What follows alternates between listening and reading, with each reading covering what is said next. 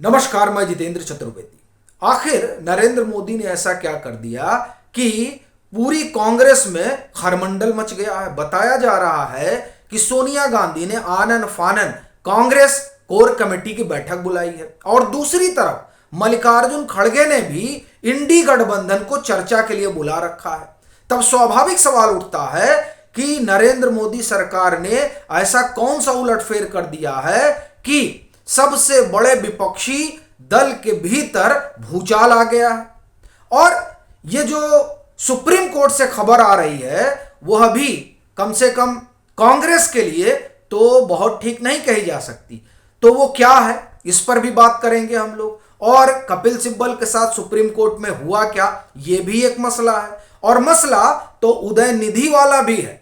जिस तरह से उन्होंने सनातन पर अपने बोल बोले, उसके बाद से जो इसमें नया ट्विस्ट आया है, उसने इंडी गठबंधन के भीतर ही खरमंडल खड़ा कर दिया है। लेकिन सबसे बड़ा सवाल यह है कि सोनिया गांधी ने ये आनन फानन जो बैठक बुलाई है, उस बैठक के पीछे का कारण क्या है? क्या राहुल गांधी की सदस्यता पर फिर से संकट के बादल मंडराने लगे हैं? क्या विशेष सत्र में कुछ ऐसे बिल पर चर्चा होने वाली है जो इंडी के भीतर टूट फूट कर सकती है? और क्या 370 को लेकर सुप्रीम कोर्ट में कुछ ऐसी बात हो गई जिसने कांग्रेस के पैरों के नीचे की जमीन खिसका दी है? ये देखिए, ये तमाम सवाल इसीलिए उठ रहे हैं क्योंकि ये बैठक बुलाई गई है।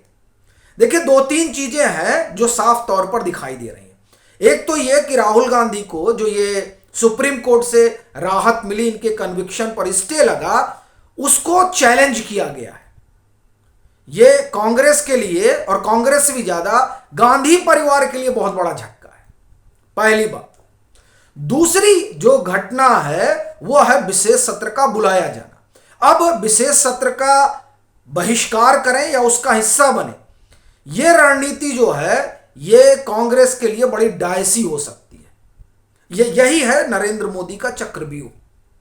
फिर वन नेशन वन इलेक्शन, साथ खड़े हो कि खिलाफ चले जाए। अजय रंजन चौधरी तो कह रहे हैं देखिए आपने मल्लिकार्जुन खड़गे को नहीं रखा। तीसरी चीज, प्रेसिडेंट ऑफ इंडिया की जगह प्रेसिडेंट ऑफ भारत उस निमंत्रण पत्र पर लिखा गया है जो G20 के लिए दिया गया है। अब इसने भी जो है वो कांग्रेस के कान खड़े कर दिए। देखिए, विपक्ष तो जिस तरह से इस पर रिएक्ट कर रहा है वो ये बता रहा है कि जो नरेंद्र मोदी ने ताना बाना बुना, वो ताना बाना इनको इसलिए पसंद नहीं आ रहा है क्योंकि उसे नरेंद्र मोदी ने बुना। कांग्रेस ने बुना होता तो बड़ा अच्छा लगता। और वैसे भी अभी संजय सिंह को सुन रहे थे, आप लोगों ने भी शायद सुना होगा, वो क्या कह रहे बाबा साहब अंबेडकर के संविधान को बदलने की बात। मतलब कहा जाता है ना कि अब माननीय सांसद हैं तो उनके लिए मैं क्या कहूं, लेकिन इतना तो जरूर है कि जो संविधान का अनुच्छेद 1 है उसी में स्पष्ट रूप से लिखा हुआ है इंडिया दैट इज भारत। तो इसमें बदलने जैसी बात क्या है? ये तो अनुच्छेद 1 में ही लिखा हुआ है भारत, उसी को भारत सरकार प्रयोग कर रही है। लेकिन अब अगर इतनी भी जानकारी नहीं है तब उसमें क्या ही किया जा सकता है। अच्छा, और बहुत लोग, अभी आप सोशल मीडिया पर देखिए तो कई एक लोग बता रहे हैं कि नहीं, प्रेसिडेंट ऑफ इंडिया मतलब अनुच्छेद 1 पहले पढ़ ले आदमी तब तो आगे बढ़े। लेकिन खैर, इस मसले ने जो है इन लोगों ने अपना आपा खो दिया है। लेकिन हम बात कर रहे थे कि सोनिया गांधी ने क्यों बुला रखा है। तो ये दो तीन मसले हुए। फिर ये जो सनातन वाला मसला है, और ये मसला किसने क्रिएट किया? उदयनिधि स्टालिन, M.K. स्टालिन के सपुत्र।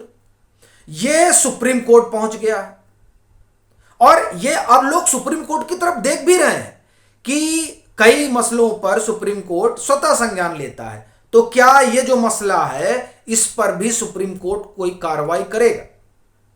ये अपने आप में बड़ा सवाल है। और सही मायने में ये बात अब सुप्रीम कोर्ट के सामने भी खड़ी है कि इस पर क्या होता है। चूंकि उदयनिधि ने जो कहा है वो दरअसल सनातन को मानने वालों के आप एक तरह से कहें कि भावना को आहत करने वाली बात है, और यह तो कतई बर्दाश्त नहीं की जा सकती है। और ठीक बात है, व्यक्ति की आज़ादी है, लेकिन फिर अब व्यक्ति की आज़ादी का दायरा जो है वो ऐसा तो नहीं हो सकता कि कुछ खास लोगों के लिए सीमित हो और बाकी लोगों के लिए विस्तारित हो। यह भी एक मसला है, इसलिए भी ये बड़ा मुद्दा है। और ये मुद्दा जो है वो इंडी के भीतर खटपट का भी मसला है, क्योंकि कई लोग जो उदयनिधि स्टालिन का बयान है उसके साथ खड़े नहीं नजर आ रहे हैं, जिसमें अरविंद केजरीवाल ही हैं। तो एक ये बड़ी चीज हो गई है। और ये जो विशेष सत्र वाला मसला है, इसमें संभवतः महिला विधेयक भी आएगा। और ये जो महिला आरक्षण वाला मसला है, इस आरक्षण से इंडी के भीतर कई लोग हैं जो इत्तेफाक नहीं रखते हैं। तो ये जो सोनिया गांधी ने बैठक बुलाई है, ये दरअसल बैठक इन्हीं सब मुद्दों को लेकर है, चूंकि 2024 का चुनाव ज्यादा दूर नहीं है और नरेंद्र मोदी ने, आप एक तरह से कहें कि जो घेरेबंदी की है, विशेष सत्र, वन नेशन वन इलेक्शन और फिर भारत, और उस पर सुप्रीम कोर्ट ने जिस तरह से 370 पर अपनी बात अभी तक रखी है संविधान पीठ ने, उससे एक बात तो स्पष्ट है कि जो फैसला है वो ऐसा नहीं लगता है कि वो सरकार के खिलाफ जाने वाला है। यानी जो चीफ जस्टिस ऑफ इंडिया है, बस वो एक चीज जानते हैं, वो ये कि सबसे ऊपर भारत का संविधान है, बाकी कुछ नहीं है। और देश की एकता, अखंडता और संप्रभुता जो है वो मायने रखती है, उसके अलावा कोई बात मायने नहीं रखती है। और इसीलिए कपिल सिब्बल की किरकिरी हो गई सुप्रीम कोर्ट में। उन्होंने तो कल्पना भी नहीं की होगी कि ऐसा कुछ हो सकता, और उनके मुवक्किल को इस बात के लिए मजबूर किया जा सकता कि आइए और आप हलफनामा डालिए और जिसमें आप कहिए कि हम इन बातों को मानते हैं। ऐसे बात बनेगी नहीं। कपिल सिब्बल ये कहकर नहीं बच पाए कि ये जो मोहम्मद अकबर लोन है, ये लोकसभा सदस्य हैं, तो इन्होंने जो है वो संविधान की शपथ ली होगी ना, इससे बात नहीं बनेगी। एक उदाहरण पेश करना है, एक मिसाल बनानी है कि कोई ऐसे कह के भाग नहीं सकता है। आपको सुप्रीम अदालत के सामने ये आकर बताना होगा कि हम संविधान में भरोसा रखते हैं और जम्मू कश्मीर की इंटीग्रिटी में भरोसा रखते हैं। और ये जो हुआ, इस होने ने, आप एक तरह से कहें कि कपिल सिब्बल सरीखे वकील पानी पानी हो गए, और वहां उनको कहना पड़ा कि आप लोग हमको अलगाववादी समझ रहे हैं। मसला दरअसल अलगाववादी वाला नहीं, मसला यह है कि इस तरह की बात करने वाला शख्स जो है वो लोकसभा का सदस्य है, और वो आया है कि 370 हटाया जाना गलत। यानी वो जिस संविधान के तहत रेमेडी ढूंढ रहे हैं, उसी संविधान को एक तरह से आप कहिए कि जो जो उनका व्यवहार है उसे लगता है मानने को राजी नहीं है। अब पाकिस्तान जिंदाबाद के नारे क्या है, और फिर 370 पर जिस तरह से सुप्रीम कोर्ट का अपना ऑब्जर्वेशन रहा, ये तमाम चीजें जो हैं वो परेशान कर रही हैं कांग्रेस को भी और पूरे लेफ्ट लिबरल कुनबे को भी। अब ये जो परेशानी है ये बढ़ती जा रही है, क्योंकि 24 बहुत दूर नहीं है। यही कारण है कि ये जो सोनिया गांधी ने बैठक बुलाई है कांग्रेस कोर कमेटी की, और दूसरी तरफ मल्लिकार्जुन खड़गे ने ये जो इंडी की बैठक बुलाई है, उसमें चर्चा इन्हीं मसलों पर होने जा रही है कि हमें अब अपना स्टैंड जो है वो बड़ा स्पष्ट करना है, एक, और दूसरा, हम लोग यहां डाल डाल चल रहे थे और नरेंद्र मोदी पात पात। अभी ये मुंबई की खुमारी में सब डूबे ही रहे होंगे कि अब तो जो है घेर लिया जाएगा और 450 सीटों पर नरेंद्र मोदी के खिलाफ जो है साझा उम्मीदवार खड़ा कर दिया जाएगा। लेकिन यहां नरेंद्र मोदी ने अभी चाल चलना शुरू भी नहीं किया है।